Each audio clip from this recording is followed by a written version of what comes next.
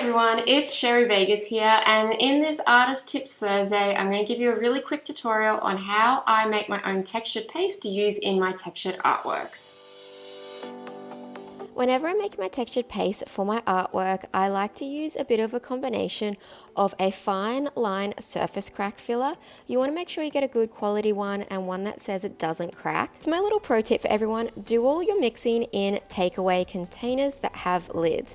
I used to mix everything on my palette and I found that colors would blend, it would dry out really fast, and I would just have a lot of wastage. But by mixing each color up individually in their own container, if I have any left over at the end of making my piece, I can just put the lid back on and store it away. Into my mixture, I'm also adding in some full body modeling paste.